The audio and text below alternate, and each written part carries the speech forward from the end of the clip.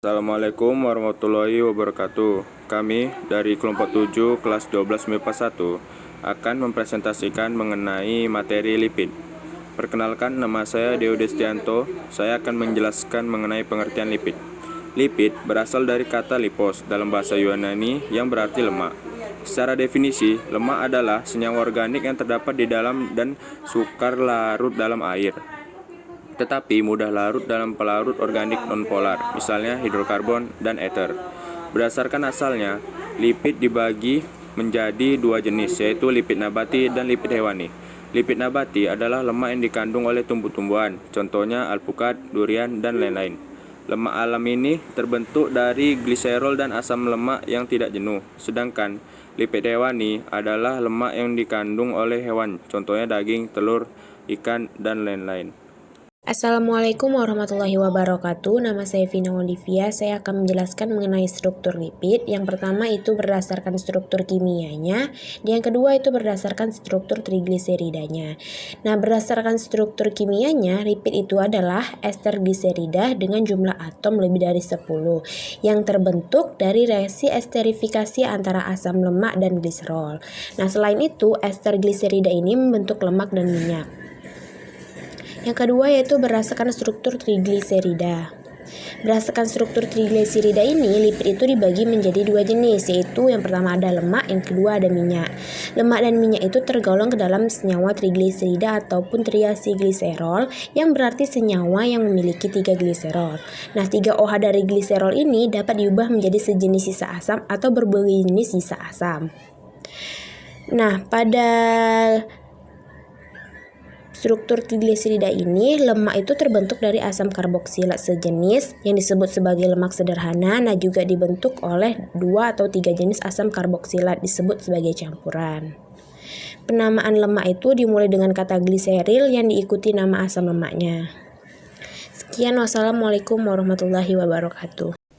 Assalamualaikum, perkenalkan nama saya Kiran Khaironisa dari kelas 12 MIPA 1. Pada kesempatan kali ini saya akan menjelaskan mengenai perbedaan lemak dan minyak. Lemak dan minyak juga dapat dibedakan dari sifat fisis dan kimia, yaitu dari asal pembentuk, asam lemak, esensial, bentuk dalam wujud kamar, dan titik didihnya. Berikut akan saya jelaskan perbedaan antara lemak dan minyak. Perbedaan yang pertama yaitu asalnya. Lemak berasal dari hewan, sedangkan minyak berasal dari tumbuhan. Perbedaan asam lemak memiliki sifat jenuh dan minyak memiliki sifat tidak jenuh. Dari sifat esensial, lemak merupakan non-esensial dan minyak merupakan esensial. Dalam wujud kamar, lemak akan bersifat padat, sedangkan minyak akan bersifat cair.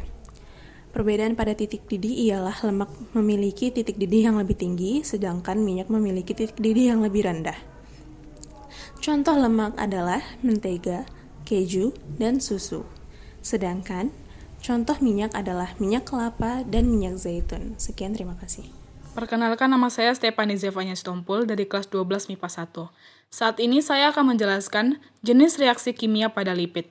Jenis reaksi kimia pada lipid terbagi menjadi 3. Yang pertama ada reaksi pembentukan hidrolisis. Reaksi pembentukan hidrolisis adalah 2 reaksi yang saling berkebalikan. Yang kedua adalah reaksi saponifikasi atau penyabun. Reaksi saponifikasi atau penyabun adalah campuran lemak dan basa kuat yang menghasilkan sabun dengan gliserol.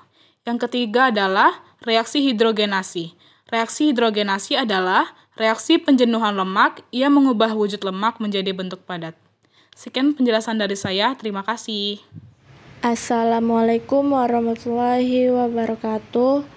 Saya Fadila Amelia Putri dari kelas 12 IPA 1. Saya kelompok 7. Ingin menjelaskan reaksi turunan lipid.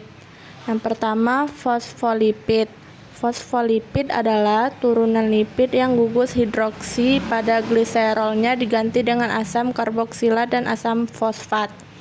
Fosfolipid bersifat amfifilik yang memiliki gugus kepala atau fosfat dan gugus ekor atau lipid yang bersifat hidrofil atau sistem koloid yang fase pendispersinya suka menarik medium pendispersinya, dan gugus ekor atau lipid yang bersifat hidrofob atau sistem koloid yang fase terdispersinya pendispersinya, tidak suka menarik, medium pendispersinya. Contoh dari fosfolipid adalah fosfolipid biliar atau membran sel, fosfatidilkolin atau lestin, fosfatidilethanolamine, dan fosfatidilserin. Yang kedua ada steroid. Steroid adalah turunan lemak yang tidak mengandung gugus asam lemak dan gugus ester. Steroid sama seperti fosfolipid bersifat amfifilik dan tersusun atas 4 cincin karbon dengan jumlah ikatan rangkap berbeda-beda dan mengikat bermacam-macam gugus. Steroid banyak ditemukan pada hormon, contohnya progesteron, estrogen, dan testosteron. Assalamualaikum warahmatullahi wabarakatuh. Saya Khalid Ar-Rahman dari 12 IPA 1, saya kelompok 7. Saya akan menjelaskan manfaat lipid bagi kehidupan sehari-hari. Pertama, sebagai sumber energi. Yang kedua, insulasi termal atau panas tubuh, yaitu pengatur panas tubuh. Yang ketiga, sebagai pelindung organ tubuh. Dan yang terakhir, sebagai sumber vitamin makanan.